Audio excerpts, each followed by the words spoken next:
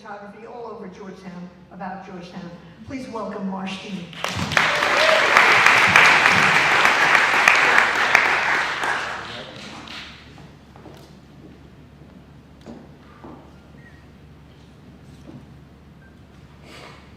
I was born and raised in Georgetown County. I grew up in old homes on even older plantation sites. I had access to our river systems and our forests. I grew up playing on ancient shell middens and in old gullah graveyards. A deep understanding of our heritage and our history is so important to me. People move here and they visit from around the world to see our beaches and our waterways. They visit places like Brook Green Gardens, Hopsawee Plantation, Huntington Beach State Park, Hobcall Barony, to see our beautiful landscapes, to learn about our history, even to learn about the dark mark of our history and the lessons that shape us today. We meet the Gullah Geechee people who their ancestors survived the Middle Passage. They came here and literally reshaped this entire region and this culture that we so love today.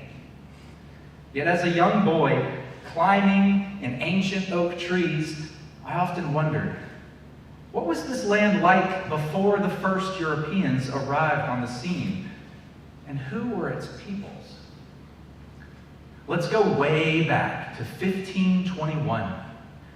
Francisco Gordillo was sailing his ship north from the island of Hispaniola through a desolate Caribbean.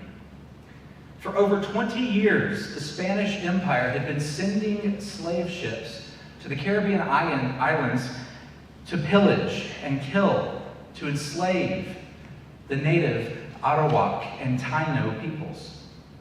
They left diseases in their wake.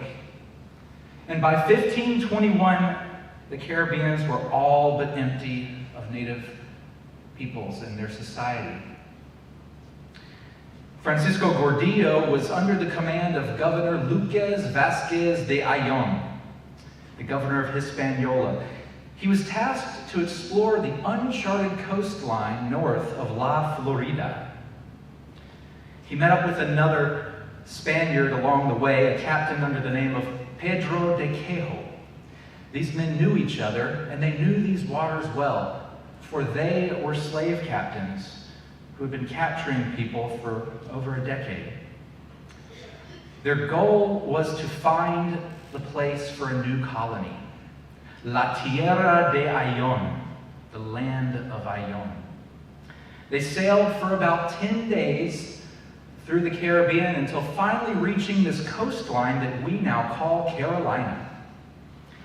They came upon a vast, roaring river.